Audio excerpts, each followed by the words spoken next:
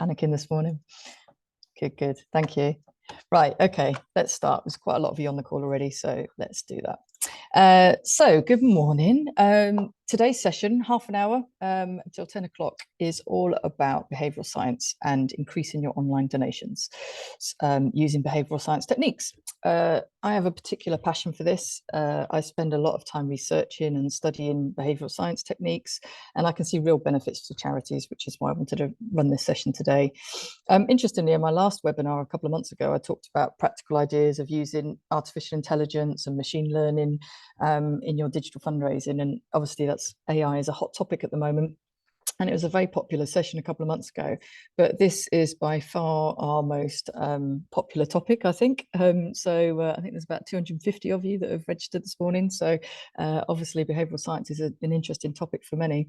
And also I was relating it to the AI one, that I was thinking, well, actually, whilst we all do love new technology, as fundraisers, we're in the world of ultimately trying to encourage people to support our causes, and donors are human, and making a donation is a motive, and so actually anything we can do to help a donor take that decision to make a donation is what we're here to do. So as always, do pop any questions into the chat and I'll get to them at the end. Otherwise we'll get going. So just make sure I get to the next screen. Okay, so just quickly for those who aren't clients on the call and don't know us, I run GoDonate. I'm managing director of GoDonate, and we have a couple of market-leading products. The first one is GoDonate, which is an online donation platform. It integrates with your website and sort of works behind the scenes, but it gives you the ability to sort of have a really optimal front-end user experience, create tailored donation journeys, and of course we've put a lot of behavioural science principles into how that journey works as well to make it as optimized as possible. And then the other product we have is in Mem, which is an online tribute fund platform that enables you to have the fully branded experience to allow donors to create a page in memory of somebody and do event fundraising and so on. And actually we're just launching a new version of that product as well in a couple of months, which is an in Mem Essential version. So it's a lower cost entry for charities who maybe don't raise as much money in Mem. Anyway, enough about that. So what is behavioural science? So in a nutshell, it's the study of human behaviour, and it uses a variety of different tests and observing results. So it's all evidence-based, which is one of the reasons why I like it. And unlike traditional economics, it looks at really what people really do rather than what they think they should do. We all know we should go to the gym, but we don't always do it. So it's really about, what they really do. And the idea behind behavioural science is we can use some of these insights and techniques and nudges to influence real world behaviour, and in our case, donations. So why is it important for charities? Well, ultimately, it can help you increase donations. Like I mentioned, we built a lot of this psychology into our GoDonate products, but there's only so much we can do. There's a number of areas around the way that you say things to charities, the imagery that you use, all those sorts of things that you can do to influence those potential donors to nudge them to give them that gift, or perhaps give a bit more than what they were originally planning to do. So in today's session, I'm going to be focusing mainly on the online donor journey, but many of these principles can be applied to any area of fundraising or charity or channel, really. So it's a big subject. There's loads of areas to cover, but for today, I've just picked 4 relevant areas to give you a bit of a sample and flavour. And also, wherever possible, I've provided fundraising examples, because I think it's really important to always bring it back to something practical rather than lots of theory. So for wherever I can, I've dug out some examples to bring it to life, really. So these are the 4 areas I'm going to go through: social norms, anchoring bias, cognitive bias, which has actually got quite a few different things in it, and cognitive ease as well. So the first thing before I get into those 4 areas, though, is something called the action intention gap. So this refers to the situation where individuals have the intention to do something, like I mentioned about the gym earlier, but like the intention to make a donation, but they actually fail to follow through. There's a recent survey that was done by a company called Reflect Digital, and in their survey, they asked, lots of people kind of about their intentions to donation. And you can see here that 22% intend to make a donation, but they don't. And 28% would like to donate more. So they're unhappy with how much they currently donate or what they currently do in terms of donations. So obviously they're quite big numbers, nearly 25% have that intention, but they just don't take it. So in order to bridge that gap, charities, we need to address these unconscious barriers and cognitive biases that influence this decision making. So the first one then is social norms. So when given a new situation or scenario, we often look for social cues for guidance. So what is everyone else doing, which is the social norm? And so we tend to observe what others are doing, and then do the same. So especially if we identify with that group. In other words, we're all sheep. So by highlighting the donors of others in marketing campaigns, you can help leverage those social norms to potential donors and help build that trust and so on. So good example of this, of course, is Giving Tuesday. It's a great example of how multiple communications promoting that sort of pro-social behavior can ramp up activity for donors. So, a lot of people give around that time because other people are giving around that time as well. Another example is this is a legal firm. So clients at a legal services organization were asked 2 questions during the preparation of their wills. So the first one was, would you like to leave money, any money to charity in your will? And the second question to a different group of people was, many of our customers like to leave money to charity in their will. Are there any causes you are passionate about? So as you can see, that second one is using some social norms techniques within it by saying other customers. If you look at the results, so the clients in that second group were 43% more likely to participate in giving a legacy, and actually they were planning to give double more than those who received the first ask. So this demonstrates that even just sharing a very vague amount of information about how others are doing the same things can have an impact on potential donors. Another example here is from the States. So this is an email. And this is obviously easy things for you to be able to test in your own email comms. So two emails that are pretty much the same except for one difference. So asking to reach a fundraising goal. And on the left-hand side, as you can see here, all they did was add in an extra box that said 2,431 people have donated so far, and did an A/B test of that. And that increased conversion by 26%. So as you can see, it's, just small little things like that can make a difference. So the next bias is anchoring bias. So this is about what you see. How does what you see affect what you do next? So how it shapes your sort of cognitive process. I think Darren Brown in The Magicians and stuff use a lot of this type of thing. So the idea with this is that when someone's unsure how to value something, they'll often make an intuitive judgment by picking an available benchmark and adjusting it. So, and if you can change this initial benchmark, then we can influence the person's intuition. So, for example, new potential donors are often unsure how much to donate. So you can use anchor values to encourage a slightly higher or more generous donation than perhaps they were originally thinking about. So as an example here, there was a psychologist, Daniel Kahneman. He asked a group of participants to donate annually in order to save seabirds from oil spills. So what they did is in each of these 3 groups, they were all asked to, if they were willing to make a donation, but they were each given a different starting amount. So group number 1 was given an amount of £5. Group number 2 wasn't given anything. They were just asked to make a contribution. And the third group was given an amount of £400. And so what happens is this kind of anchors and influences what you might have been thinking of giving. And you can see here in the results. So that group that were given £5, it was used as an anchor. And so it's quite a low, this is the average gift at the bottom here. So £20 was the average gift. And it was quite a low amount. So obviously, that sort of average gift sort of ended up being anchored quite close to that £5.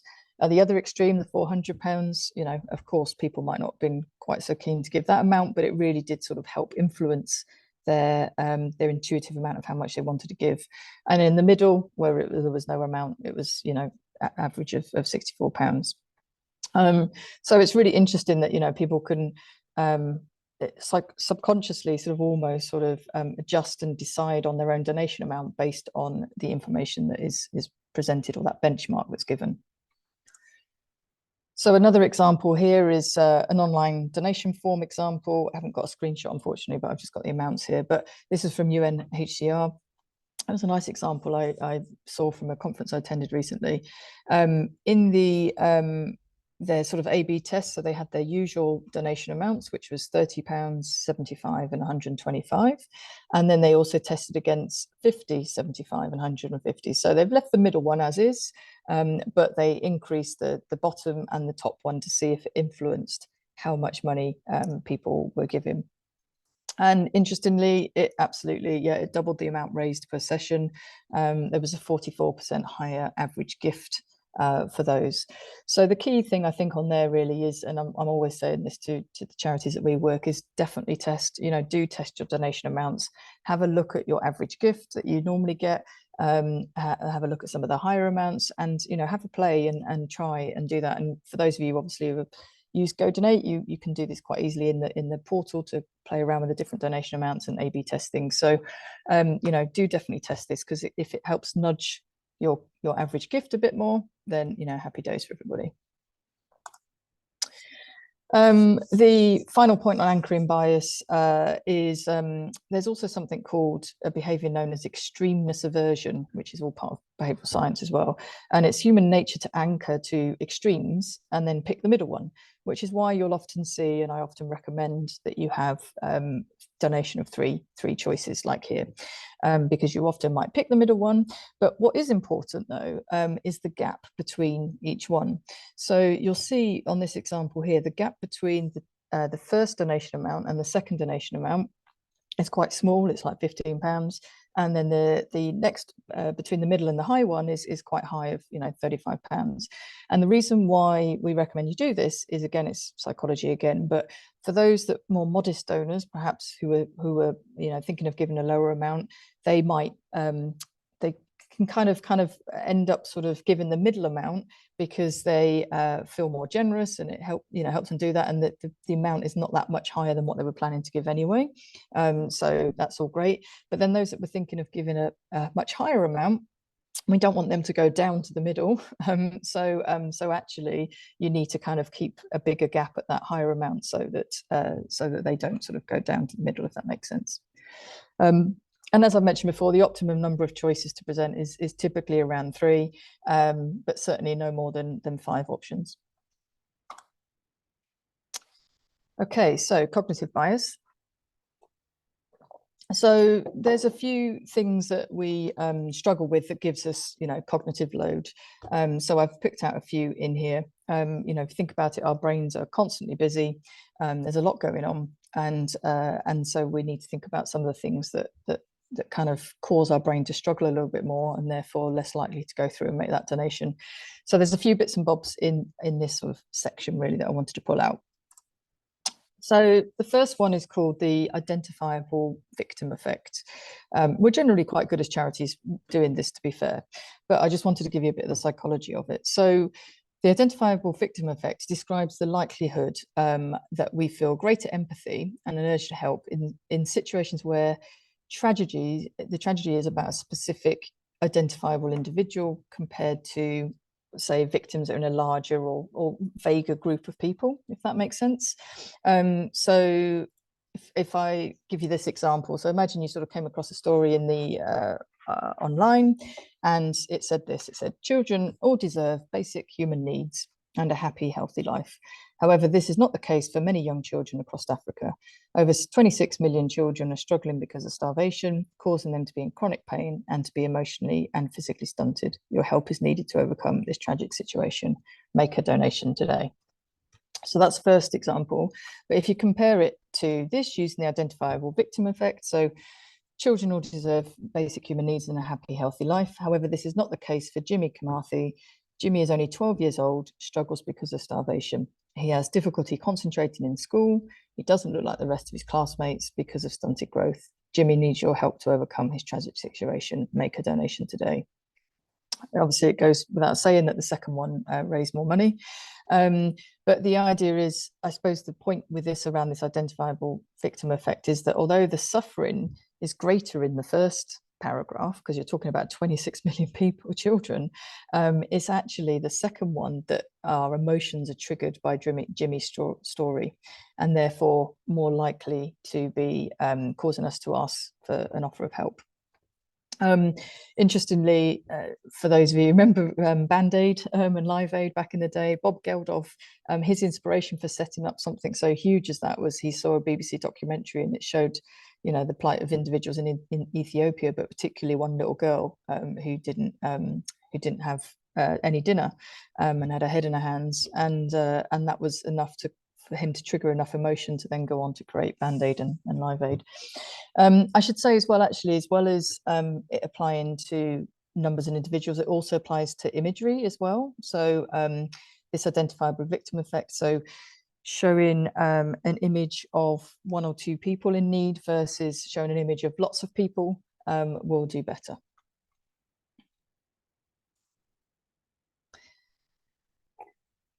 The next point is around statistics. So kind of following on from the last one, really. So as humans, we're not always great with statistics because it requires us to think. It's more cognitive load, and you know, we want people to think with their hearts and emotionally so that they can make that donation rather than necessarily thinking with their heads too much. But we do know that statistics are, of course, important to show the scale of the problem, to show the impact that you have of a charity. But research indicates that, you know, because our cognitive biases struggle to comprehend large number or abstract statistics, you need to be a bit careful about how you use them, and wherever possible, try and make them as relatable as possible. So if I can give you an example here. So, you know, example one is over 3,500 square kilometers of forest has been destroyed. So that's obviously a big statistic, but my brain is already thinking, I can't comprehend what that is. Whereas instead, if you know, to say the same thing of a forest the size of Kent has been destroyed, then for those people who live perhaps near Kent and more likely to know what Kent is, the size of Kent, then that is like, wow, actually that's a huge space because Kent is a very big area. So you kind of, it's easier for me to cognitively kind of understand that. Same for here. So over 1.5 million people are in need versus over 1.5 million people, the equivalent to the population of Lancashire, are in need. So, so again, you know, for those who perhaps live near Lancashire or in Lancashire, and they know the size of it, or kind of get a sense of the size of it, then that will help. Obviously, if you do some things like this, you know, it makes it even better if you can geo-target. So, you know, like I said earlier, I live down on the south, so I know the sort of size of Kent, but I wouldn't know the size of Lancashire. So, so trying to, if you can geo-target and make it relevant for people in those locations, then that's just an example of how making a statistic with a large number to make it more relatable and resonate.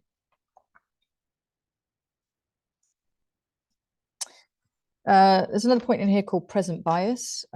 So there's a number of things within here, but one I just wanted to just touch on today was about make giving feel really good. We're all pretty good at this, to be honest, as charities, to say thank you, but I do see cases where we don't do it quite as well as we could.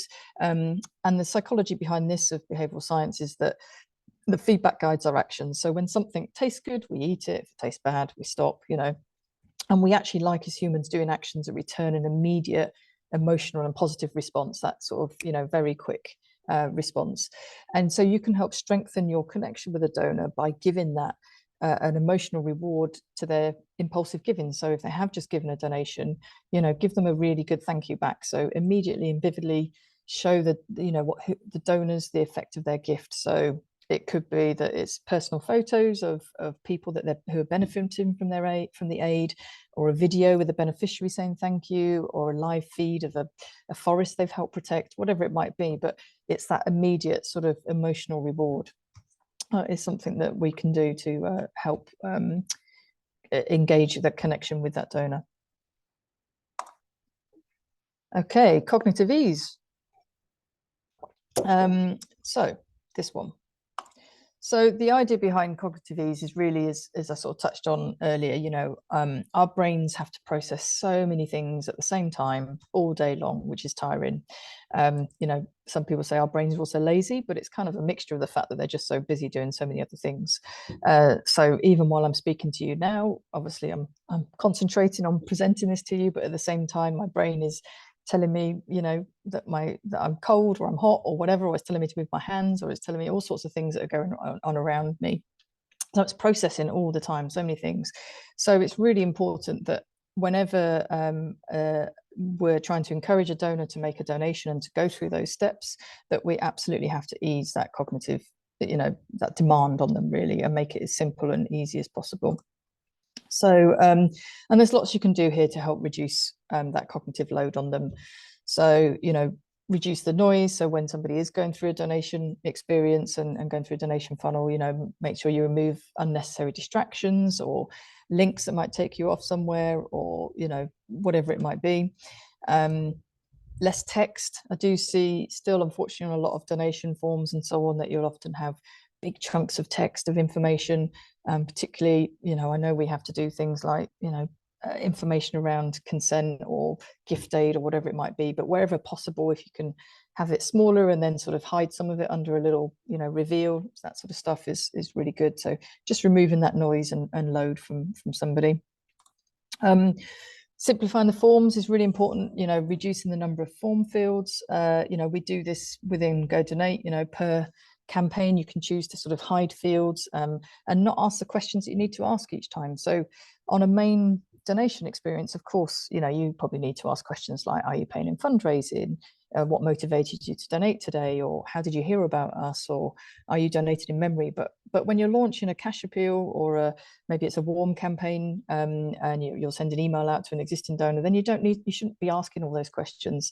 Very easily you should be able to hide those sort of types of questions and only go to a very streamlined, simple form. And related to that, I still see on quite a lot of donation forms that sort of how did you hear about us drop down. And when I look at the options that are in that drop down, a lot of them you should be able to get anyway from tracking. So often they'll see in the drop down, oh, well, I received an email, or I found you on social media. Those types of things are all able to be tracked. So really, you shouldn't ideally have to ask that question to people as well, because it's just one more thing to have to ask. Using digital wallets to reduce friction, of course, Apple Pay, Google Pay, and so on. That they're really important, but they're only good to use if you then kind of use them in a way that means you don't have to enter in all your personal details as well, because otherwise it's kind of slightly pointless. And then the final point is really about how many clicks does it take for someone to be able to make a donation. Obviously, less pages, less clicks is really important. There's a competitor of ours called Fundraise Up. They've got a pop-up donation experience, which at first glance, it looks really simple and easy. You think, okay, great, select the amount, go through, hit pay, go into PayPal. But then after that, after PayPal, for example, or after you've put in your credit card details, it then just keeps having more screens. So you then got more details to enter in, and you've got more details to enter, then you've got more details until there's so many. You need to be really mindful of this. Go through your donation experience and have a look at sort of how many clicks and how many pages that you're asking the donor to go through, because you will see drop off along the way as people get more fed up with that. If I can just blow our own trumpet for a minute, but because of our technical expertise and the way that we invest a lot of time and energy into user experience, we've got donating down to pretty much a couple of clicks. So you go onto a website, this is NSPC as an example, you select your amount, you hit pay by PayPal in this example, and then after you've logged into PayPal, it goes straight through to the thank you page. And in the background, what we do is we grab all your data from your digital wallet, so you don't have to fill out your name, email address, home address, etc. So, and we see actually around 40% of all donations now come through digital wallets. Whether that's Apple Pay, Google Pay, etc. So it is really important to use them in this way and streamline wherever you can, because it does absolutely increase conversion. Right, so quick summary, and then we'll go into questions. So as I mentioned, there's these 4 areas that I've dug into. There's lots more out there, but hopefully these 4 were a good start for today. Before we get into questions, actually, we do, I always want to be able to add value to the sector. And so one of the things we thought we'd offer off the back of this webinar today, seeing as it's so popular, is a free mini behavioural science audit. So for those of you who aren't clients on the call, the idea will be that we'll review your existing journey and provide recommendations based on behavioural science techniques on what to change. So all you need to do is email us an example appeal email that maybe you've got coming up, or a recent one, one that's got, the appeal plus a call to action. We will then follow that through right the way through to make a donation, and then we will provide suggestions and recommendations. It's quicker for us to just do a quick 15 to 20-minute call and talk through it. It'll either be me or one of my team, so happy to do that if anybody would like to be interested in that. For those of you who are clients on the call and already use GoDonate, so a similar thing, but instead what we would do is look at the campaigns that you've got set up in GoDonate, and the journey, the end-to-end journey that you've set up, again from that sort of initial email as an example. And we will give suggestions on how you can improve it or use GoDonate better. To reduce your cognitive load, if you're interested in this, you can scan the QR code at the bottom. Or also after this, we will send round an email with a recording of this webinar. And so you can reply to that email and ask Cheryl, and she will organise it for you. So that is that. So I think we've literally got a few minutes for questions, sorry. But let's see what we have got. I will just bring up the chat and see who's got in there. Okay, so so we've got one here from Sonia. So did the charities provide commentary images of what those price points provided? I think that might have been the UNHCR one that you're asking. In that one, they didn't know, but normally we would absolutely recommend that. So definitely, if you have got different imagery that you can test with different price points, then yeah, absolutely, we would recommend it to see what impact that has, because it can have an impact for sure. Do you know how the price point changes impacted response rates? So with the UNHCR one example I gave earlier, it actually bizarrely, I don't say bizarrely, but it also increased the number of people that actually also made a donation. So as well as getting a higher average gift, the number of people that made a donation as well. I know it's often quite nerve-wracking to increase donation prompts in case that puts people off, but we haven't seen that. And some of the examples I showed shows that is the case. Alice has put, what if you use both? For example, tell Jimmy's story and then say there's 26 million children living like Jimmy. Yeah, absolutely. I think that's a really good point, and definitely one to test. Like I said in one of my points earlier, it's really important that you still need to show the impact of what you're doing.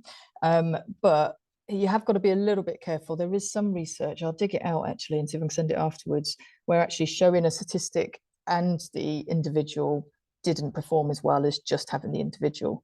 So I'd probably say it's one to test, but yeah, but certainly somewhere you'll probably want to say the impact and the number of people in need. But for that, to get that donation in that moment, Jimmy works better.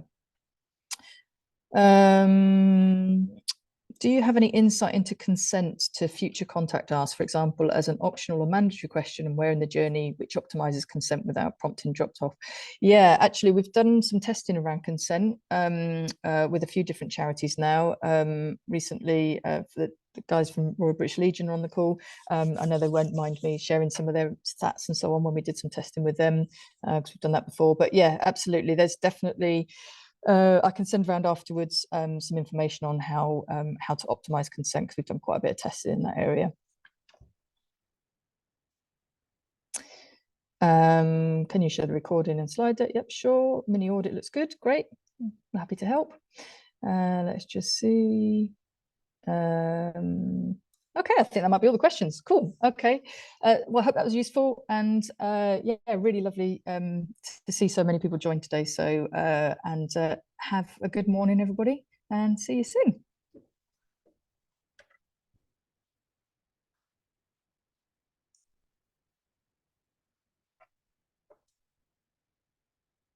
Oh, glad you found it useful. Thank you.